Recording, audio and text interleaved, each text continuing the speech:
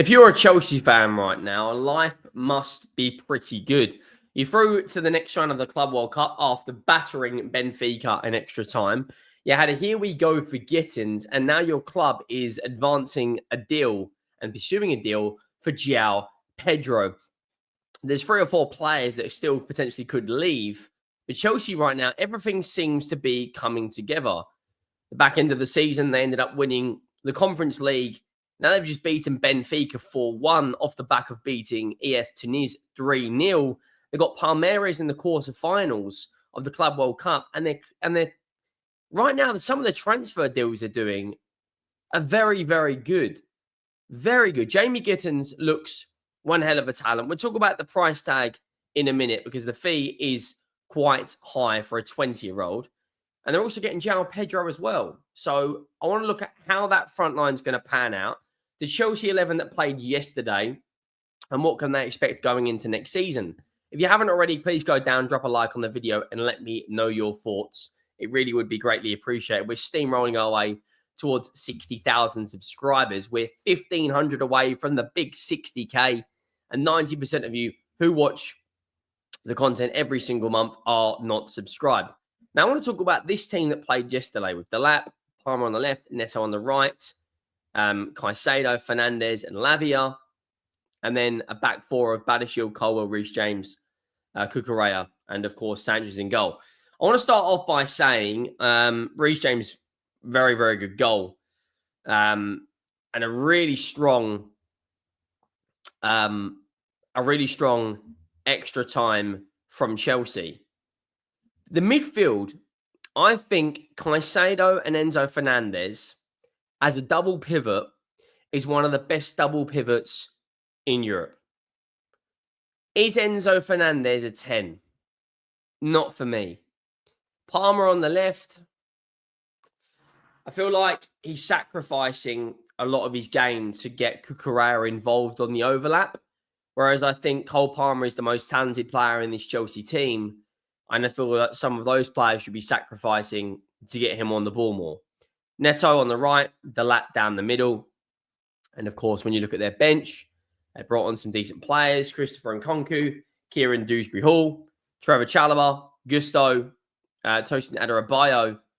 There was no Nicholas Jackson involved in the squad. And what is Chelsea's best front three going to be going into next season? Because they're on the verge of adding 2 players to that front three. Yesterday, we had a here we go from Fabrizio Romano with regards to Jamie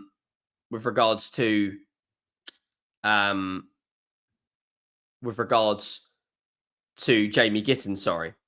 Now, what's going to be very, very interesting is how does Jamie Gittens and how does João Pedro, Nicholas Jackson, Delap, how do all of these players fit in?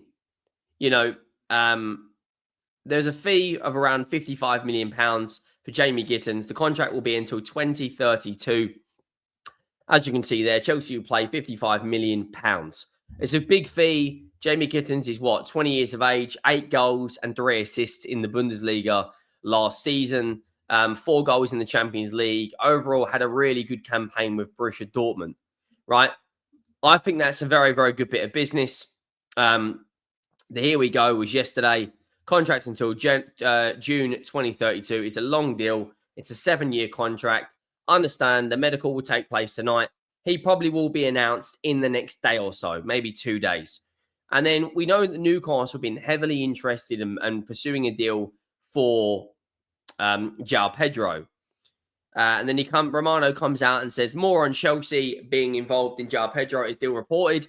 Talks taking place as Chelsea remain interested since the start of June with João as the next target after Gittens done. Chelsea are there. Newcastle have been pushing for weeks, right? Then you look at what he said straight after that with regards to Pedro. He went on to essentially say, Chelsea have now intensified talks to sign a João Pedro deal. Chelsea are focused on João deal with Brighton after signing Jamie Bynoe-Gittens with medical yesterday. Newcastle had 2 proposals rejected by Brighton and Chelsea now pushing. There is a lot of, I would say, there's a lot of people out there that don't really rate João Pedro. I said a few weeks ago when Newcastle were interested in him, I think he's a very good player. Me and Tom had a bit of a back and forth on the football terrace because he only had something like 5 non-penalty goals. I do think he can play in the 10. His record in a Brighton shirt last season was 16 GA in 27 games. He did only play 27, though. He did miss 11 league games. He's Watford in a Brighton shirt. He's 40 GA in 70 games, which is a pretty good return. The question is, where is he going to play in a Chelsea shirt? I think you could see Pedro Neto out on the left / Jamie Gittens. You could see Delap and Jackson rotating for the 9. You could see Cole Palmer on the right, and you may see a midfield of João Pedro in the 10, Caicedo and Enzo Fernandez in that midfield. It's a very, very, very good midfield. But the fee, some people are saying £60 million. Other people are saying £70 million. Other people are saying £50 million. That is a lot of money when you look at Chelsea have already spent about another £55 million on Jamie Gittens. What is going to be their best front three next season? I'm going to put together what I think will be their lineup going into next season. I think Delap will start a lot of games. I think Delap will be the outright number 9 for Chelsea next season. I think he will rotate between him and Jackson. But I'm going to bring up the 11, which I think Chelsea will play next season. Now, this is what I think the Chelsea team could look like. And of course, before we bring up the team, there's also a lot of squad depth. You've got players like Neto that aren't even really in this team. Jackson in this 11, should I say. Jackson, Neto. You also got Christopher Nkunku, who probably will be sold. You've got Gusto as a defensive option backup. You've got Badiashile as a backup. I think that team is going to be very, very, very surprising for a lot of players. The first thing you notice is there's 6 English players in there. James, Tosin, Colwell, Palmer, Delap, Gittens. And then obviously you can rotate that front line.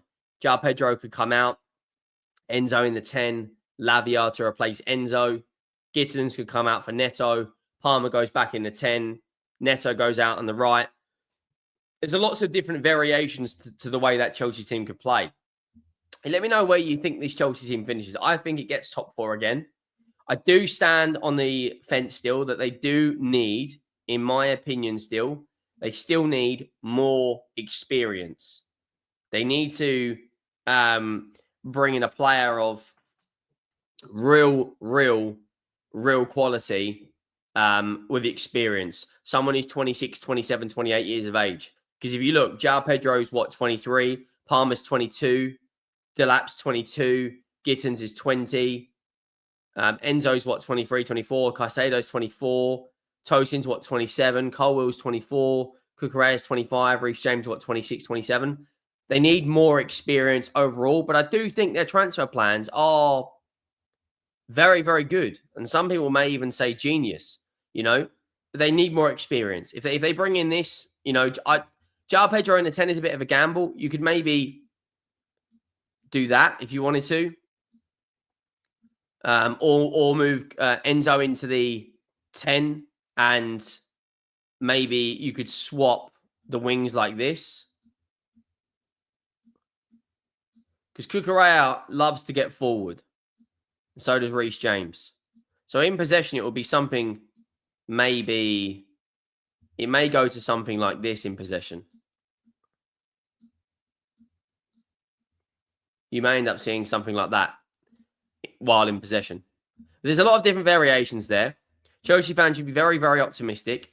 I am going to try and cover their game against Palmeiras on the 2nd of July, which I believe is next Wednesday morning. It's at 2 o'clock. So I am going to be covering that. Let me know your thoughts down below. make sure you smash the absolute granny out of that like button. Make sure you drop a like, and I'll see you in the next one.